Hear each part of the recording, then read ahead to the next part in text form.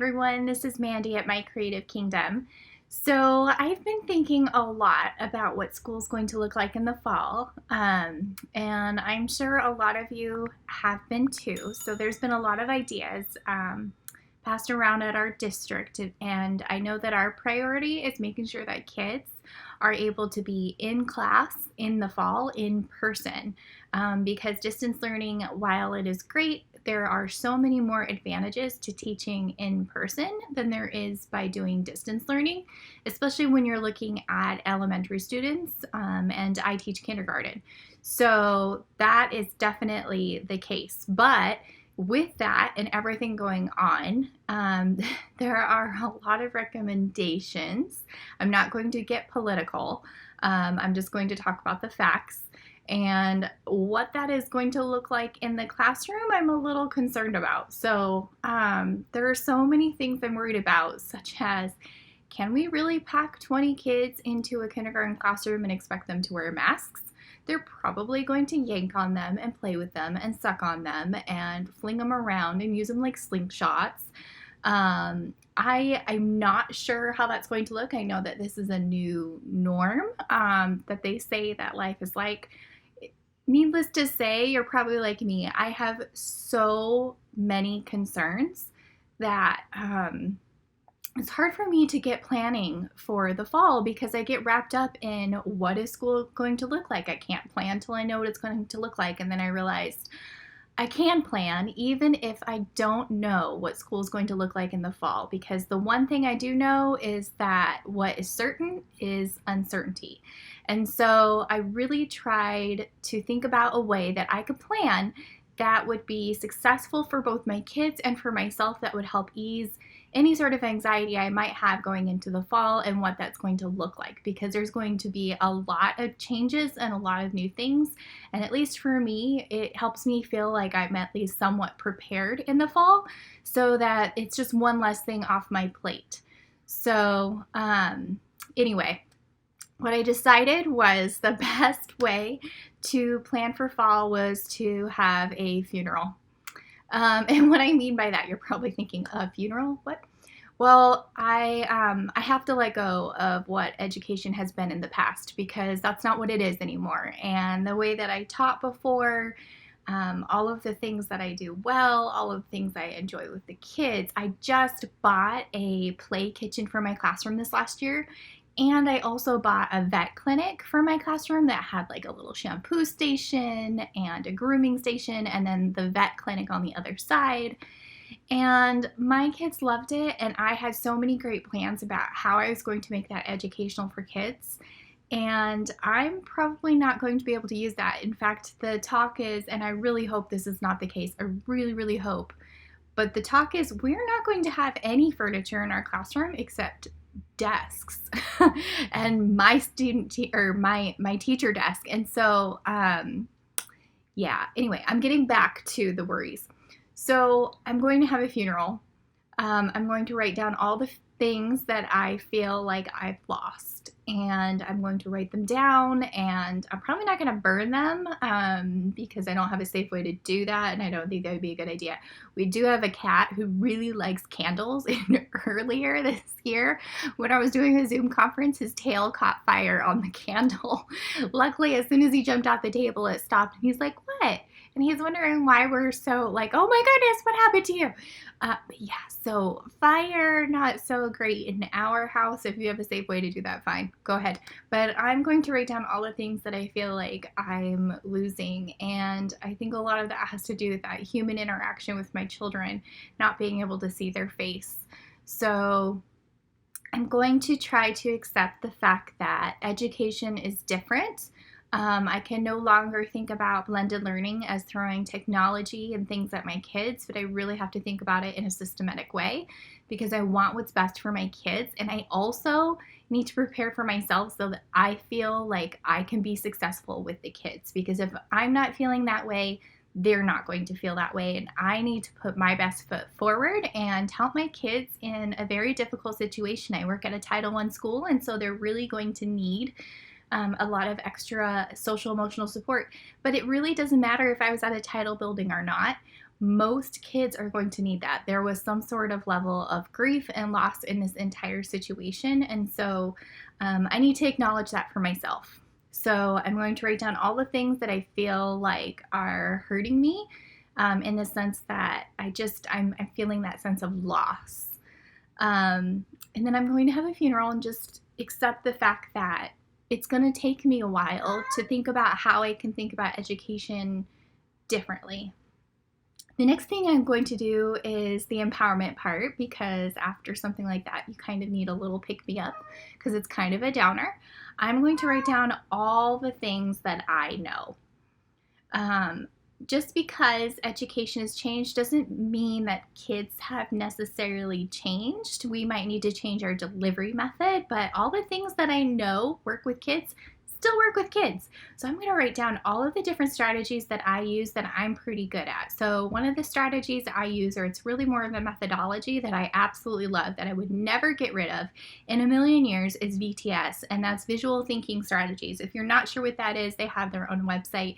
It's by looking at artwork and you're using a certain set of questions to really look deep at the artwork and help have conversations with kids about what's going on in the picture. It's amazing, and I actually use the questioning and paraphrasing terminology and everything in everything that I do. So that is one of the strategies that I absolutely love. So I'm going to write down all the things that I know work with kids, even if it's not something we're going to be able to do in the fall. I'm going to write everything down that I can think of that I hold dear to who I am and my teacher identity. The next thing I'm going to do is write down what I don't know, which is really easy because that's kind of how this video started. There's a lot of things that we don't know, and I'm just going to create a list of all the different things I don't know. I don't know what the school structure is going to look like. I don't know what the school day is going to look like. There's talk about maybe not even having specialists or maybe just having music. What is that going to look like? I'm not going to ask those questions yet, but I'm going to write down everything that I don't know. And by the way, I kind of have already started this and gone through this in my brain, but I think that by putting it down on paper for myself, that it helps me to solidify a plan. So that's why I've already gone through these steps, but this next time I'm going to write it down.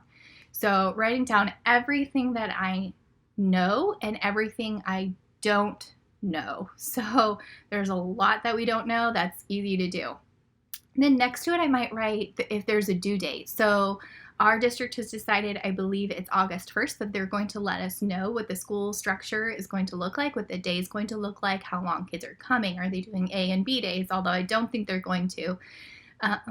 And what that looks like. And then for me, some of the questions I might have is I have asthma and I work with kindergarten. So that's kind of a huge deal. And this last year I was hospitalized for asthma. And so I might be putting down questions such as what sort of additional supports, because I know that there's going to be additional cleaning and things provided.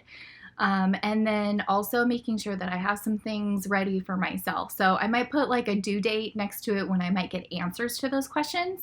And then I might put like, either just like a little tick or a mark next to the things that I don't know if they will get answered, because there's a lot of questions I have that might not get answered, such as, is there ever going to be a vaccine for COVID? Are we going to have to learn how to live with this? And if we do, how is that going to look? Those are questions that I have that I don't know anybody really has an answer. We sure do hope. But again, that's going to the political side of things. I'm just talking about the way that life is and how do we get through the situation that we're going through in the best way possible.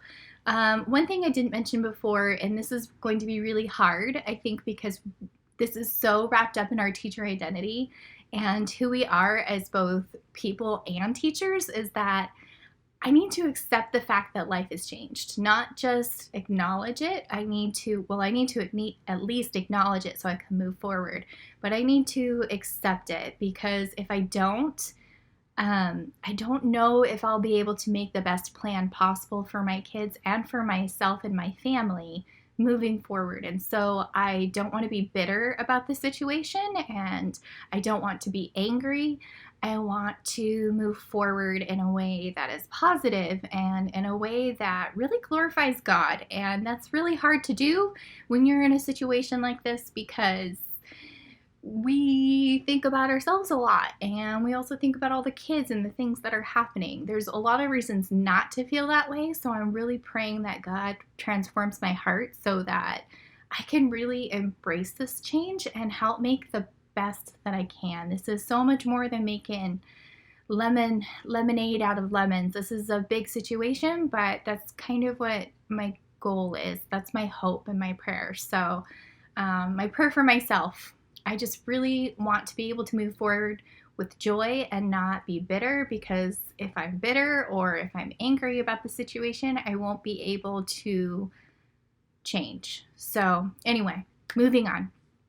After I write down what I don't know, and I might write down maybe some due dates for that, I'm going to set aside what I don't know and put it off to the side, even though it might have some due dates in there, because you can't work with something you don't know. If you don't know, you don't know, and you can't work with that. At least you can't yet. You might have that in the back of your mind. I'm pretty sure that that's pretty much all we have in the back of our mind.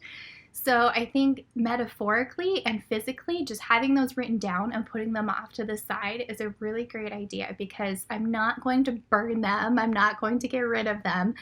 They're still there, and I've acknowledged the fact that there are some issues that we might have, but they're still there and they can be addressed later, and they're still going to be there, and maybe things will get answered and I can pull those out in the future, but I'm really going to have these written down and just put them off to the side.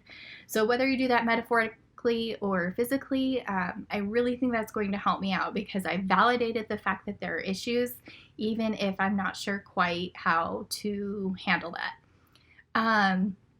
And not lastly, but the second to the last thing is, now I'm just going to plan around what I do know. I do know what works for kids. I know that my VTS terminology and the way that I teach, that methodology that I really hold dear, that I used a lot for my national boards, that visual inquiry, and what I know about working with kids who have visual impairments, because I had a kiddo who was an English language learner and had a visual impairment. Those things that I know work for kids still work for kids, and there might be ways that I can adapt and change those later. So I'm going to think about ways that I can systematically deliver my content in a way that doesn't just throw technology and equipment at kids, but actually works in the favor of what it would look like in the classroom. So my guess is, despite the fact that even if we went all day, there probably will be a lot of breaks and a lot of need for cleaning and a lot of needs for hand washing. And if we don't have preps, we're going to need a lot of bathroom breaks and a lot of things like that. So what I was thinking is that I would create video lessons that had the modeling portion of the lesson, or the direct instruction, what kids would absolutely need to have in order to accomplish a skill. So backing up, I made a list of 10 different skills that kids need to know in kindergarten before moving to first grade. And those are the skills that I think are the most important. There's so many Common Core state standards that we couldn't cover every single one before. And so really narrowing down what my focus is going to be, not that I'm not going to address all the Common Core state standards, but really addressing what are those essential skills that these kids need to be successful, is going to be something that I need to help drive my instruction and really create a good solid plan. So I've got my 10 skills. When I have one of those skills, I'm going to create, of course, you have a series of lessons to address that skill, right? It's more of an objective. That's what those standards are. They're objectives. They're not learning targets. But for each week, or not, I'm not sure. For each unit, I'm going to have a video lesson. So if a kiddo can't come to school, or our school needs to shut down because it's quarantined, they have a video lesson they can go back and review. And what I like about this is, despite the fact that we're going through COVID, these video lessons are something I can keep for a long time. I can keep them indefinitely, and they work perfect as an intervention strategy for kids to go back and review content. The other thing that's important is, when I'm teaching my lesson online, I'm modeling for parents what that looks like and what kind of language I'm using. And so it's something that they can look at as a resource as well. So I'll have a short video lesson. If you're not sure what a video lesson should look like, I have another video on that you can look at, and I'll be creating a series of videos talking about what what lesson planning looks like in the fall. So just know that this is an overview. The other thing I know that I want to focus a lot on is project-based learning. So being able to have kids show their demonstration of their knowledge in different ways. I know that my in-class learning is going to be focused around my small group instruction. And what I mean by that is it might not necessarily be small group, but I'm thinking workshop model, because I'm not sure what the structure will look like. There might be, my small group model might be whole class, but it's going to be my intervention strategies and my practice strategies that I'm doing with kids. So not to say that I won't show them the modeling lesson and we won't do that in class, but that'll be the part that I record, pre-record, so that kids have access to it. And then in class, I'm really going to focus on that interpersonal human connection, because for me, that's what school is about, is that human connection and being able to connect with your peers and socialize and get to know them. And those things have to be modeled. So to me, that's not something you can practice on the computer. So that's one of the things. And the deepening skills tasks are really going to be technology based. So any sort of skills or projects I can have that also integrate technology will probably be in there somewhere. So again, I'm being kind of vague for you just so that you can have a jump start on the process and planning for the fall, but this is just kind of what, this is an overview. So just an FYI, I'm planning a professional development training on this, so you'll be seeing some more videos coming from me about this as well, some more vlogs. And lastly, I think that it's going to be more important than ever that teachers be creative. This is a perfect opportunity for us to demonstrate that we still know what's best for kids and we know how to integrate it in a way that kids can be engaged, because teachers are professionals and this is a profession. Not anybody can be a teacher. You do need a certain set of skills, and sure, anyone can be a teacher. I always say that as students, parents are their first teacher, but to be a good quality teacher, you need to have a certain set of skills and you need to be creative and flexible. And so being creative and flexible might be using, I really hope our district adopts Seesaw. I haven't dug a lot deeper into Seesaw, but I'm really excited for the opportunities that it might have. Or you might use Google Classroom and Microsoft Teams. Our district tends to use Microsoft Teams, so I'm hoping that might be a little bit different for kindergarten, because they don't even know their letter names and sounds. Anyway. Everyone's going to be in the same boat next year. It's going to be difficult having kids on one end of the spectrum and on the other. So there's that. But again, this is just a snapshot to get you started. So being creative. Think about the strategies that you have. How can you fit what you already have in your toolbox in a way that makes sense for a blended learning model? For me, again, the one strategy that I hold most dear is VTS, and that methodology can be used anywhere. Those questioning strategies can be used anywhere. They're best practiced, though, in the classroom.